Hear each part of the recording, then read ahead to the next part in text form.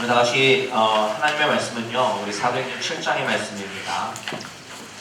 사도행전 7장의 말씀 본문은 1절부터 53절까지지만 교독하기로는 1절에서 우리 8절 그리고 뒤에 이어서는 46절부터 53절까지 이렇게 두 부분으로 나눠서 같이 읽도록 하겠습니다. 사도행전 7장 1절에서 8절. 제가 제 성경책은 신약성경 196페이지 있고요. 우리 다 찾으신 줄 알고 혹은 스크린 참조하시면서 우리 같이 한 절씩 저와 여러분 교독하도록 하겠습니다. 제가 먼저 7장 1절을 읽을게요. 대제사장이 이르되 이것이 사실이냐? 스데반이 이르되 여러분 무용들이여 들으소서. 우리 조상 아브라함이 하란에 있기 전 메소포다미아에 있을 때에 영광의 하나님이 그에게 보여 이르시되 내 고향과 친척을 떠나 내가 내게 보일 땅으로 가라 하시니 아브라함이 갈대아 사람의 땅을 떠나 하란에 거하더라. 그의 아버지가 죽으되 하나님이 그를 거기서 너희 지금 사는 이 땅으로 옮기셨느니라.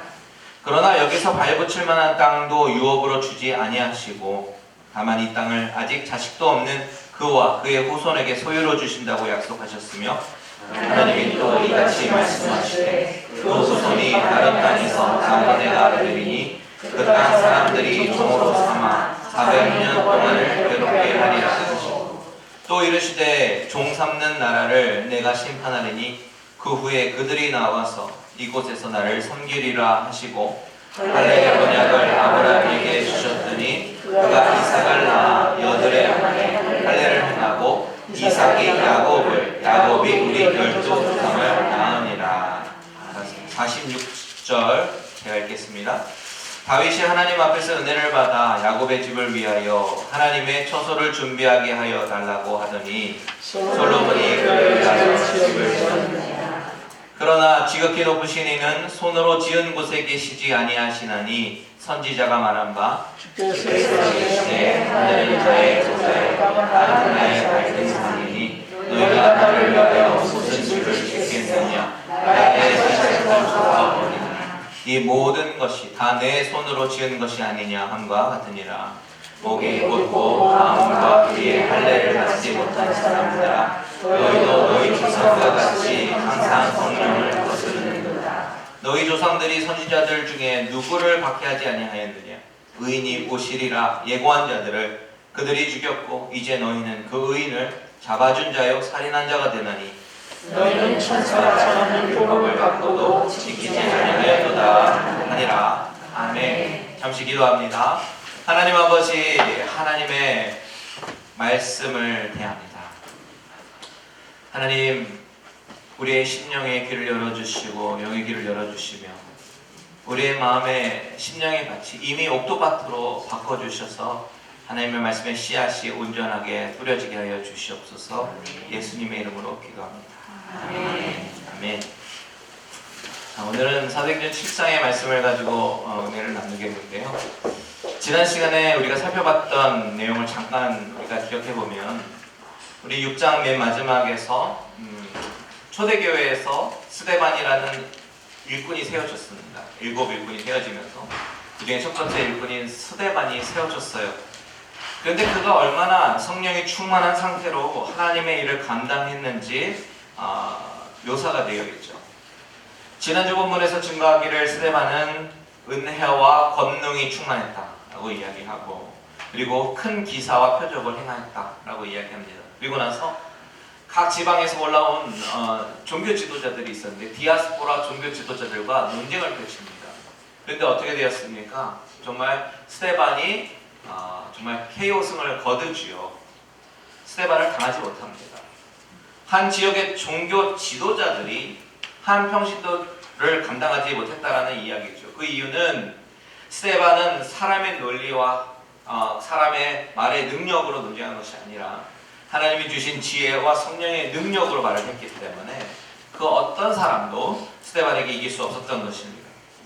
그래서 결국 이 사람들은 거짓말을 하기로 시작하죠. 거짓말하기로 결정합니다. 그래서 사람들을 매수해서 이제 법정에서 거짓 증언을 하게 만들어요. 그 거짓 증언의 핵심이 무엇이었냐면 죽일 제목이 두 가지한 첫 번째는 6장 14절에 보니까 뭐라고 되어 있냐면 스데반이 말하기를 예수가 이 성전을 헐 것이다 라고 말했다고 얘기하죠. 그리고 두 번째는 모세의 율법을 고치겠다 라고 말했다는 것입니다. 자, 성전과 율법에 관한 이야기를 하고 있어요. 자, 이 사람들이 사람을 매수하면서까지 거짓말을 한 이 거짓말을 보시면요, 이 성전과 율법 이 두 가지 이슈를 가지고 스데반이 하지도 않은 이야기를 꾸며서 말을 합니다. 그렇다면 우리가 가질 질문은 왜 하필이면 이 두 가지 이슈일까? 성전의 이슈, 율법의 이슈일까? 왜 이것을 가지고 거짓말을 할까? 그런 것이죠. 왜냐하면 이 성전에 관한 이야기와 이 율법에 관한 이야기는 이제 그 사람들 유대인들의 입장에 있어서는 건드리면 안 되는 이야기입니다. 다시 말하면 유대인들을 유대인으로서 있게 만드는 자부심과 정체성이 바로 율법과 성전으로부터 인한 선민사상이라는 것이죠. 거기서 오는 자부심입니다. 그런데 스데반이 그 불문율을 건드린 거예요. 율법에 관한 이야기와 성전에 관한 이야기는 그들의 삶의 중심이고 그 어느 누구도 그것이 마치 잘못된 것처럼 얘기하면 용납할 수 없는 일인데 그들 사람들이 거짓말을 하기를 마치 스데반이 이것에 대해서 이야기했다라고 거짓말을 하면서 이제 법정에 서게 합니다. 그래서 이번에 스데반이 공회에 법정에 서게 된 것입니다. 자, 예수님께서 그 자리에 서서 신문을 받으셨습니다. 근데 그 자리에 사도들이 신문을 먼저 받았고요, 2차례나. 그리고 이제는 새롭게 일꾼으로 세워진 스데반도 서게 되었습니다. 자, 여러분, 그곳은 법정입니다. 검숙한 곳이죠. 게다가 사내들인 공회라고 하는 것은 그 권력과 파워는 한 사람 죽이는 일은 일도 아니기 때문에 보통 사람들 같으면 벌벌 두려워 떨면서 서야 하는 곳이 바로 이 권력자들의 앞이라는 사실이죠. 그런데 그 앞에 섰던 예수님도 당당하셨고 사도들도 흔들림이 없었습니다. 또한 스데반도 어땠습니까? 지난주 본문 15절에 보니까 그곳에 서 있던 스데반의 얼굴은 어땠다고요? 천사의 얼굴과 같더라. 그가 그럴 수 있었던 것은 스데반의 마음속에 예수로 충만했기 때문에, 예수로 충만했고 성령으로 충만했기 때문에 사느냐 죽느냐는 그에게 큰 문제거리가 되지 않았습니다. 오히려 예수님의 충만함으로 인해서 기쁨이 흘러넘쳤고 얼굴에 그 기쁨이 나타났던 것이죠. 자, 오늘 본문으로 넘어오면서 그런 상황 가운데 1절은 뭐라고 시작하냐면 대제사장이 이제 물어보는 거예요. 대제사장이 이르되 이것이 사실이냐? 이렇게 물어봅니다. 대제사장의 이 사실 확인 질문에 대해서 스데반은 오늘 본문 2절에서 53절까지 아주 길게 자세하게 답변하고 있습니다. 무려 50여 절이나 되는 그런 이 답변을 사도행전의 저자 누가는 축약해서 얘기하는 것도 아니고 거의 자세하게 디테일하게 기록하고 있죠. 그 이유가 있을 겁니다.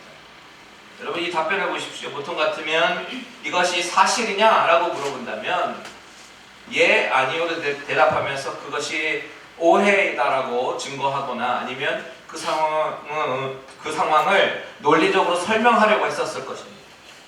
하지만 스데반의 답변을 보면 나에 관한 이야기를 하고 있는 것이 아니라 유대인의 믿음의 조상인 아브라함에서부터 시작해서 솔로몬에게 이르기까지 유대인 믿음의 조상인 사람들, 선진들 9명에 대해서 약 1000년에 걸쳐서 있었던 그 하나님의 구원의 역사를 아주 명쾌하게 설명하고 있습니다. 이 스데반의 변론은 자신의 무죄를 주장하는 변론이 아니라 구약 성경을 바탕으로 한 설교를 하고 있는 거예요. 이 설교를 잘 보면 10절까지는 누가 등장하냐면 아브라함, 이삭, 야곱, 요셉 이런 인물들이 언급되어 있고 10절 이후에는 모세도 나오고 아론, 여호수아, 다윗, 솔로몬 이렇게 이름이 언급이 됩니다. 이 사람들이 이스라엘 역사에 있어서 되게 중요한 사람들입니다. 여러분, 지금 대제사장의 질문의 논지는 예루살렘 성전을 예수가 헐려고 했다고 하는 것이 사실이냐? 모세의 율법을 거슬러 말하고 고치려고 했다는 진술이 사실이냐? 이것을 물어보고 있어요. 그런데 스데반은 그렇다 아니다가 아니라 그들의 역사와 선조들의 이름을 언급하면서 그들이 너무나도 잘 알고 있는 구약시대 이야기를 하고 있단 말이에요. 동문서답을 하고 있는 것처럼 보입니다. 이상하지 않습니까? 스데반은 왜 이런 식으로 대답을 하고 있을까요? 근데 사실 스데반은 동문서답하고 있는 게 아닙니다. 그들의 묻고 있는 질문의 핵심이 무엇인지, 요지가 뭔지 너무나도 정확하게 파악하고 있었고요. 그것에 대답하기 위해서 이렇게 역사를 이야기하고 있는 것이에요. 자, 그 가운데 첫 번째로 살펴보고 싶은 것은 이 9명의 선조 중에서 가장 마지막으로 언급한 사람의 이름이 솔로몬이었다라는 그 부분을 한번 주목해보고 싶습니다. 왜 스데반은 그들의 선조들의 역사들 가운데 쭉 말하면서 마지막에 솔로몬의 이야기로 마무리를 할까? 왜냐면요, 가장 마지막인 솔로몬에 의해서 예루살렘 성전이 건축이 되었기 때문에. 자, 46절에서 50절 한번 보십시오. 다윗이 하나님 앞에서 은혜를 받아 야곱의 집을 위하여 하나님의 초소를 준비하게 하여 달라고 하더니 솔로몬이 그를 위하여 집을 지었느니라. 그러나 지극히 높으신 이는 손으로 지은 곳에 계시지 아니하시나니 선지자가 말한 바 주께서 이르시되 하늘은 나의 보좌요 땅은 나의 발등상이니 너희가 나를 위하여 무슨 집을 짓겠으며 나의 안식할 초소가 어디냐. 이 모든 것이 다 내 손으로 지은 것이 아니냐 함과 같으니라. 자, 솔로몬에 이르러서 성전이 건축되었다라고 이야기를 하는 이유가 있습니다. 그 이유는 뭐냐면 지금 유대인들이 집착하고 있는 이 성전이라는 것, 이것의 참 의미가 무엇이냐는 것을 전달하고 싶었기 때문이에요. 48절에 보니까 솔로몬이 성전을 지었지만 하나님은 손으로 지은 곳에 계시지 않으셨다, 이렇게 말합니다. 그렇다면 하나님이 어디 계실까요? 솔로몬을 이야기하기 앞서서 길게 언급되었던 그 나머지 8명의 선조들을 쭉 이야기한 것은요, 사실 예루살렘 성전을 본 적이 하나도 없는 사람들입니다. 다 그들의 세상을 떠난 이후에 먼 훗날에 성전이 건축되었습니다. 스데반의 설교의 핵심 첫 번째가 바로 거기에 있었던 거예요. 즉 하나님께서는 인간이 하나님을 위해서 성전을 건축하기 훨씬 이전부터 선조들과 함께 계셨고 구원의 역사를 베푸신 분이라는 그 사실을 증거하기 위해서, 이 길고 긴 설교에서 가장 먼저 언급한 사람이 누굽니까? 아브라함입니다. 하나님께서는 아브라함에게 하란에서 구원해내셨다라는 것입니다. 그 이후에 아브라함이 이삭을 낳았습니다. 이삭이 야곱을 낳았어요. 야곱은 12조상을 낳았습니다. 그 12조상은 이스라엘의 12지파이기 때문에 그들에게 있어서는 아주 중요한 그런 12아들의 이름들이죠. 그런데 그 가운데 요셉은 이집트로 팔려가게 되면서 하나님은 이집트의 국무총리로 세우셨습니다. 그리고 그 이집트에서 모세가 태어나면서 출애굽의 대지도자로 세우셨습니다.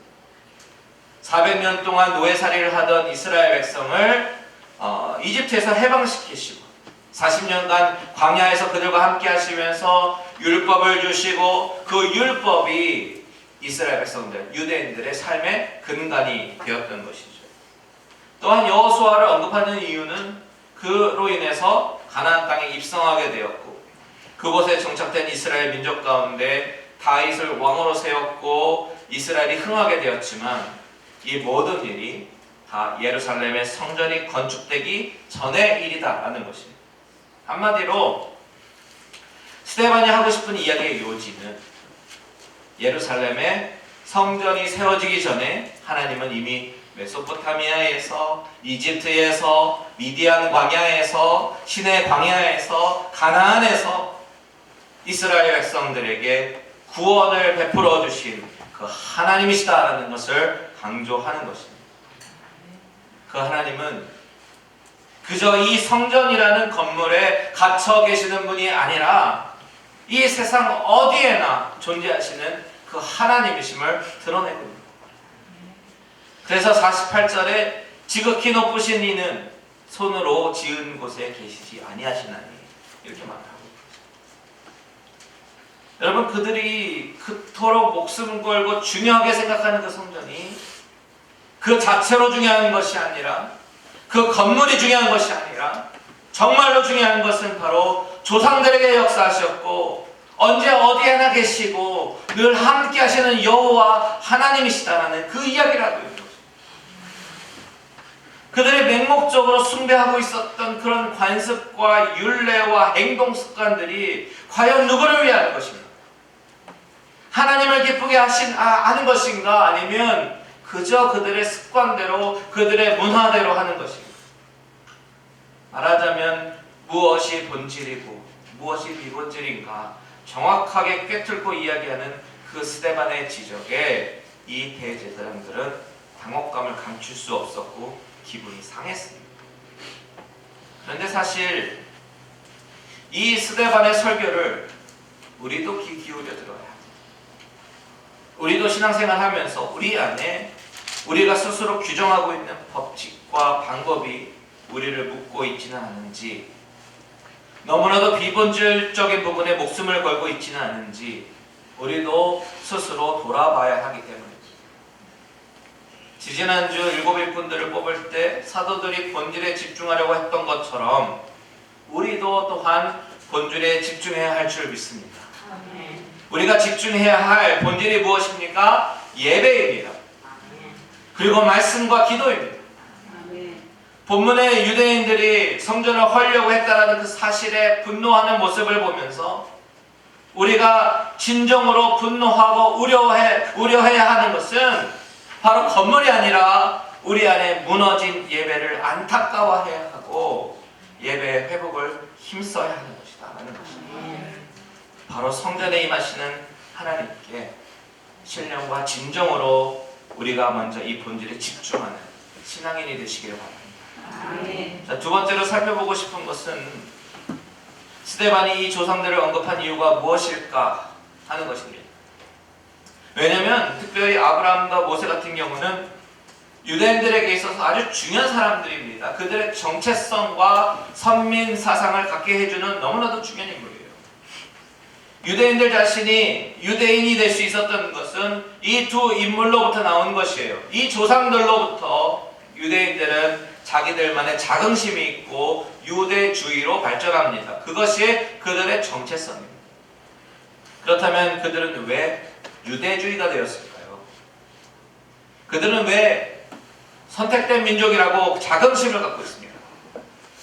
그들이 그렇게 생각하는 것은 바로 아브라함과 같은 믿음의 조상이 있었기 때문이다라고 생각하는 거예요. 또한 모세로부터 받은 율법 때문이다라고 여깁니다. 그래서 그들은 회당 중심, 성전 중심의 신앙생활을 하면서 자신들이 선택받은 민족이다라는 그 사실을 굉장한 긍지로 여기고 살아갑니다. 그 가운데 오늘 아브라함의 이야기를 좀 중점적으로 살펴보겠는데요. 우리 2절과 3절과 4절 같이 한번 읽어보겠습니다. 2절과 3절과 4절 시작. 스데반이 이르되 여러분 부영들이여 들으소서. 우리 조상 아브라함이 하란에 있기 전 메소포타미아에 있을 때에 영광의 하나님이 그에게 보여 이르시되 내 고향과 친척을 떠나 내가 내게 보일 땅으로 가라 하시니 아브라함이 갈대아 사람의 땅을 떠나 하란에 거하다가 그의 아버지가 죽음에 하나님이 그를 거기서 너희 지금 사는 이 땅으로 옮기셨느니라. 여러분 여기 지명을 한번 잘 보십시오. 처음에 하란이라는 지명이 나오고 그리고 메소포타미아라는 지명이 나오죠. 자, 여기 나오는 메소포타미아가 어디냐면요, 갈대아 우르입니다. 갈대아 우르가 어디예요? 아브라함의 진짜 고향, 그것이 갈대아 우르이죠. 그런데 자, 유대인들이 기억하는 아브라함, 조상 아브라함은 갈대아 우르에 있는 아브라함이 아니라 하란에 있는 아브라함입니다. 하나님이 아브라함에게 나타나신 최초의 기록이 창세기 12장에 있는데요. 그곳에 가면 하나님이 하란에 있는 아브라함에게 처음으로 나타나셔서 말씀하십니다. 뭐라고 말씀하십니까? 너는 고향과 친척과 아버지 집을 떠나서 내가 내게 보여줄 땅으로 가라. 이렇게 말씀하십니다. 자, 이전 버전이 조금 더 친숙하실 텐데 이전 버전 개역 한글에는 너는 본토 친척 아비 집을 떠나 내가 내게 지시할 땅으로 가라 이렇게 얘기합니다. 그래서 아브라함은요 갈 바를 알지도 못하고 순종하며 갑니다. 하나님이 그 당시 아브라함에게 고향을 떠나라고 그렇게 말씀하셨을 때 또 무슨 약속을 하시냐면 창세기 12장 2절에 보니까 내가 너로 큰 민족을 이루고 내게 복을 줘서 내 이름을 창대하게 하리니 너는 복이 될지라. 개역 한글에는 복의 근원이 될지라 라고 말합니다. 이 언약이 유대인들에게는 아주 중요한 언약이 되는 것입니다. 그들의 자긍심입니다. 그런데 오늘 보면 사도행전 7장 2절을 다시 한번 잘 보십시오. 스데반이 뭐라고 얘기하냐면 우리 조상 아브라함이 하란에 있기 전 어디 있을 때에? 메소포타미아에 있을 때에 라고 말하면서 그에게 무엇이 보였다고 말합니까? 영광의 하나님이 그에게 보였다라고 말합니다. 자, 보통 유대인들이 그들의 자부심인 조상 아브라함을 상기할 때는요 하란에 있던 아브라함을 떠올려요. 스데반은 말하기를 아브라함이 하란에 있기 전에 메소포타미아에 있을 때 영광의 하나님이 그에게 보였다고 말하죠. 왜 스데반이 이렇게 얘기할까요? 메소포타미아가 어디라고 말씀드렸어요? 갈대아 우르입니다. 그런데 그 우르라는 그 지명, 그 단어에 담긴 뜻이 뭐냐면 fire라는 뜻이 있습니다. 불이라는 뜻이 있어요. 근데 당시의 문화적인 측근에서 이렇게 어프로치 해보면 불이라고 하는 것은 우상을 섬기는 문제하고 결부되어 있습니다. 그렇게 사람들에게 인식이 되던 시대예요. 즉 사람들에게 불의 이미지는 우상 숭배의 이미지를 가지고 있다는 그 배경을 우리가 이해해야 합니다. 실제로 갈대아 우르라는 지역은요 티그리스 강과 유프라데스 강이 만나는 그 비옥한 지역이기 때문에 상업적으로도 많이 발달했고 그만큼 점성술이나 천문학도 발달한 그런 지역입니다. 그래서 고대 문명만큼이나 우상 숭배가 아주 성행했던 곳이 바로 갈대아 우르라는 지역입니다. 즉 아브라함이 어느 출신이라는 것을 이야기하는 것이에요. 유대인들의 관점으로 봤을 때는 이방 땅 출신이라는 것을 이야기하고 있는 것입니다.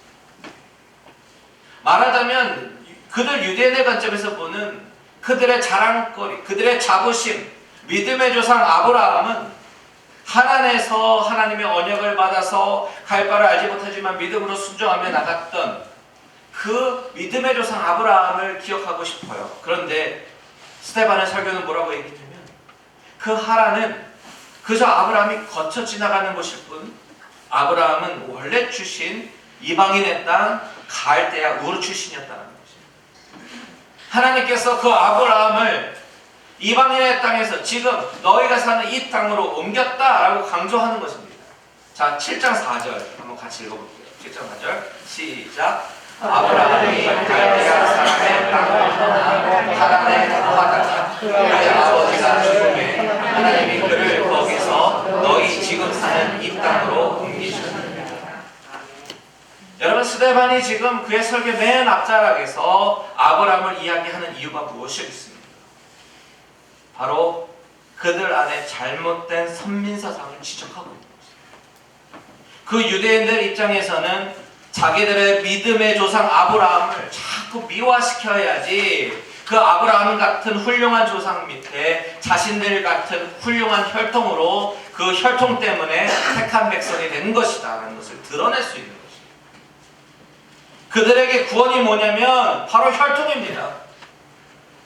그래서 그런 조건과 환경에 의해서 선택받고 구원이 되었다라는 것이에요. 그러니 당연히 이방인들을 무시하고 사마리아 사람들을 동물만도 못한 인간으로 취급하는 것입니다. 그들은 이방인들에 대한 시각이 상당히 냉소적이고 차가운 사람들입니다.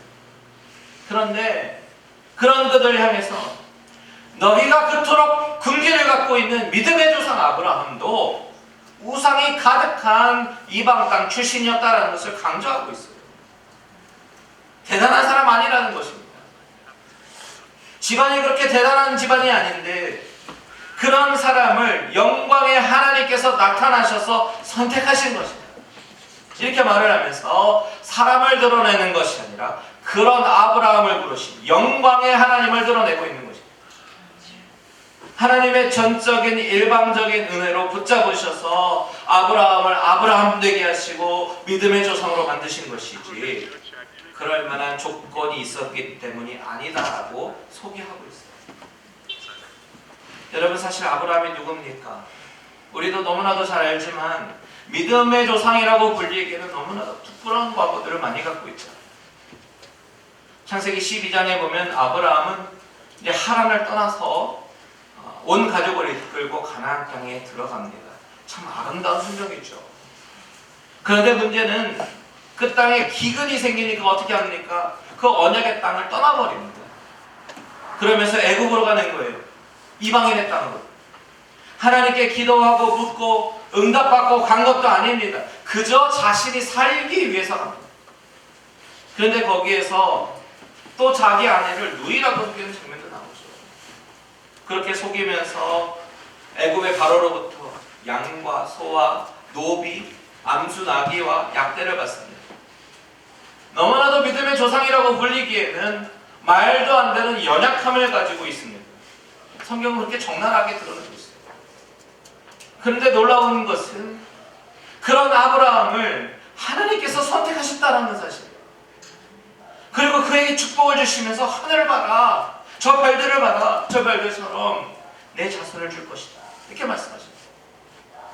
그리고 그 사실을 믿은 아브라함에게는 그 믿음을 의로 여기셨다라고 창세기 15장 6절에서 증거하고 있습니다.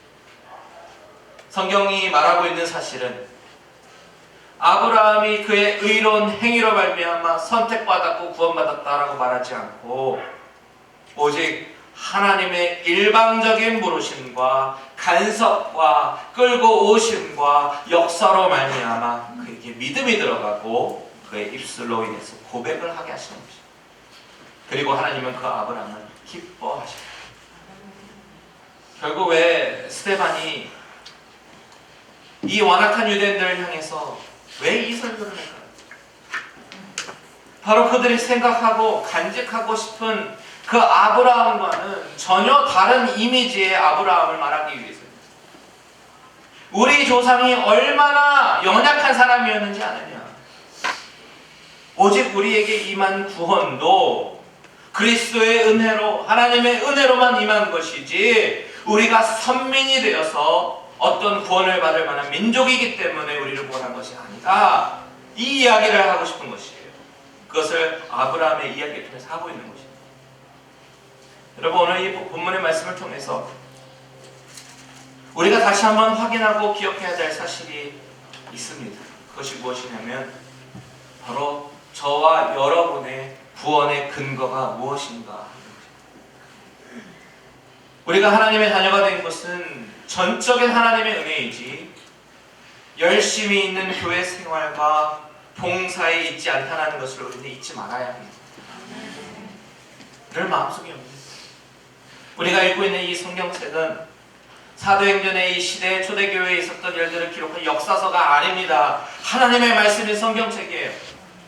그렇기 때문에 이 말씀이 오늘 내 심령 가운데 역사하시면서 하시는 말씀은 무엇인가에 대해서 우리는 곰곰이 고민하면서 생각해봐야 합니다.